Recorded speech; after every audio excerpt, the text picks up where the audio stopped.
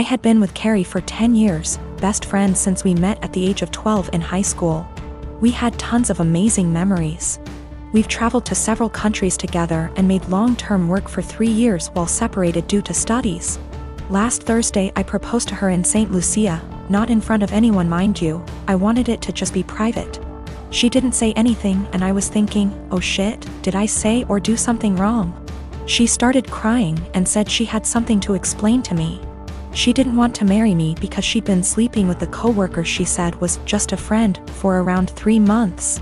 She said she rationalized it was just a thing that would pass, but it's continued, and she said she loves me so much.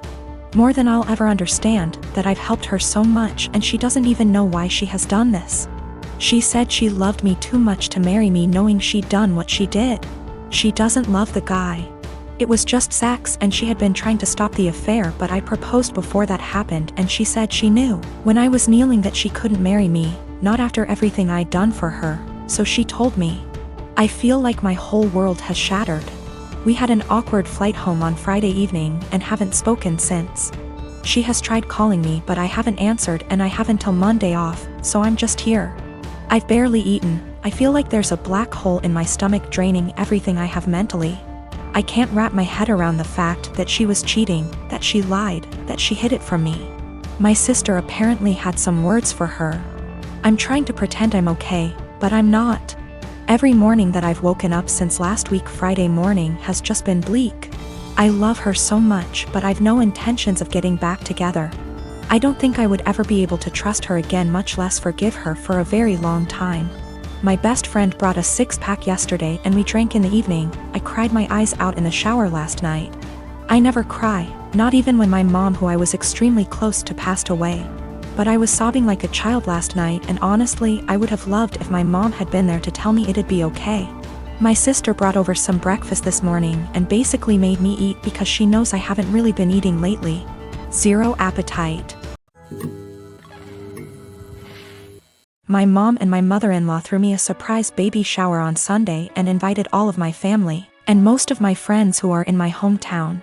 It was great. I don't usually get to see everyone when I visit, so it was really nice to have them all there. My sister is also pregnant. She is 34 weeks and I am 36 weeks. My mom and I have been planning her baby shower with her that will be 2 weeks from now. At the shower, everyone kept complimenting me on how tiny I am and how good I look, and I could see my sister was getting really jealous. It was really upsetting her, so I tried to change the topic, but after the first little bit she retreated to a table in the corner, with her friend looking incredibly angry. I tried to ignore it and we started playing shower games. Later, her friend asked if any of us knew where she was since she hadn't seen her in a while. Everyone was extremely worried because she wasn't answering her phone and we thought she could have gone into labor or fallen or something terrible. The shower was in a party room at an arena, so it's a huge building, and everyone there, 70 of us, began searching the entire place up and down looking for her. Many people got into their cars to drive around the area and the different routes to the hospital to see if they saw her car. We also called her husband to see if he had heard from her, and he left work to help look. My other sister found her sulking inside a Timmy's. She refused to come back to the shower because she was upset that she wasn't getting any attention and everyone was fawning over me.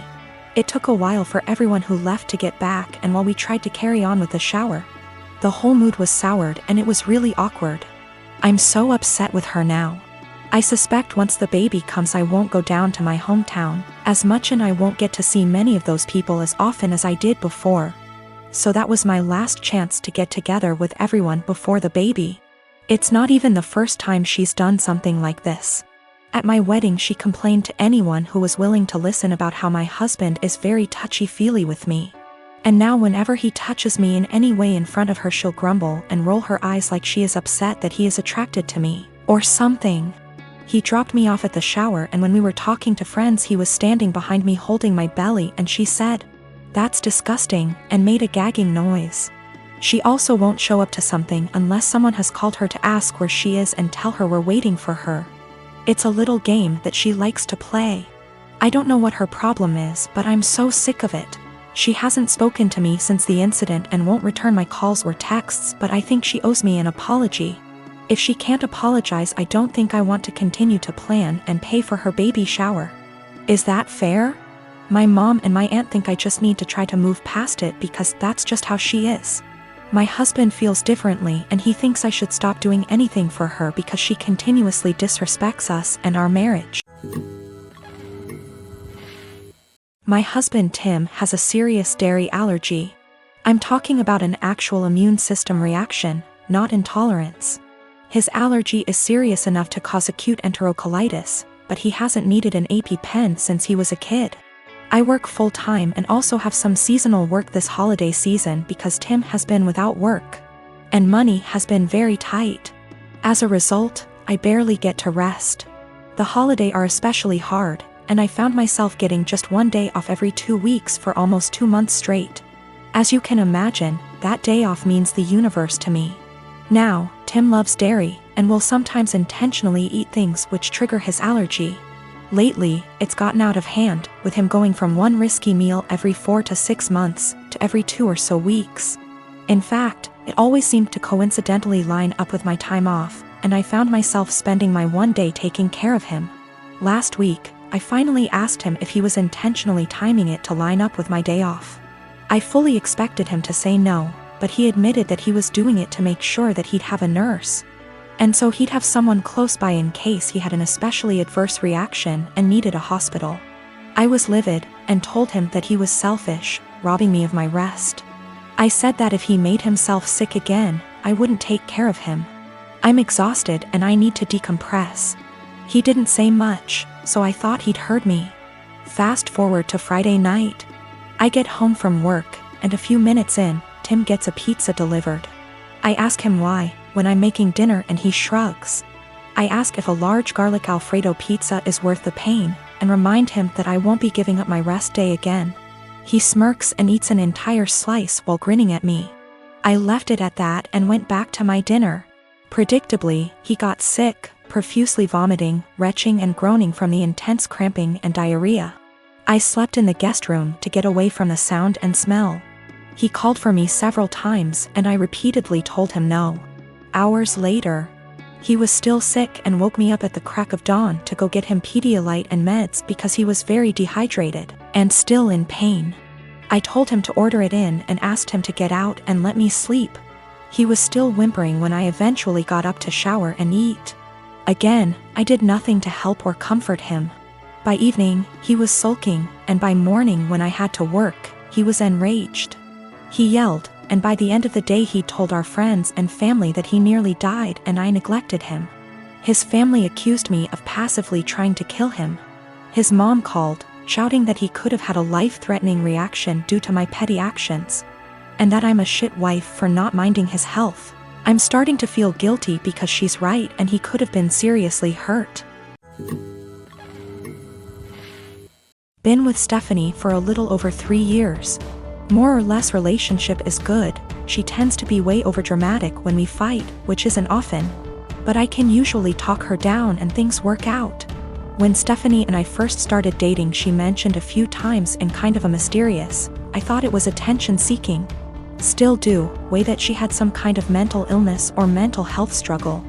Eventually, probably 2 or 3 months in, she came out and told me in a really serious conversation that she has body dysmorphia and thinks she's obese and hates herself for it. Now let me be clear, I love her the way she is, wouldn't change a thing. I don't mind her weight whatsoever.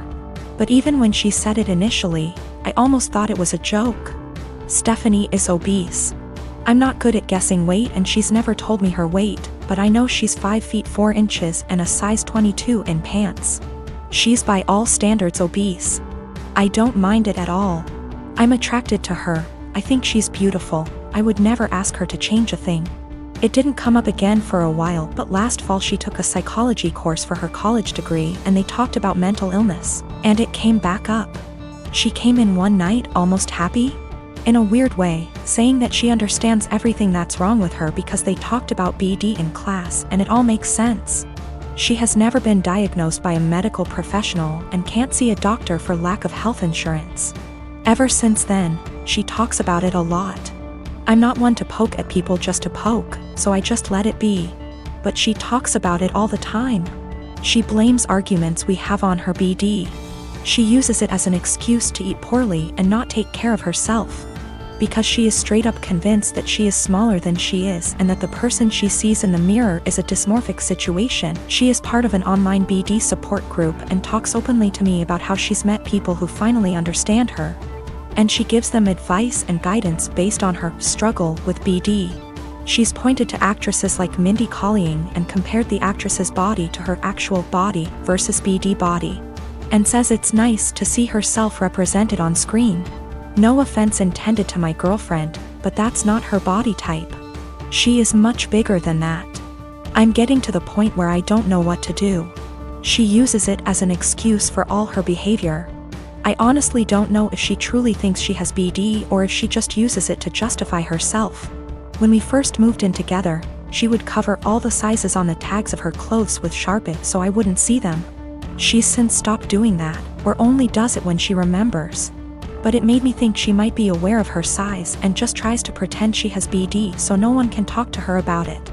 I know this is a weird situation. I'd like to get her or us into counseling, but she doesn't have insurance and goes to a community college that doesn't offer student mental health services. I'm not sure what to do.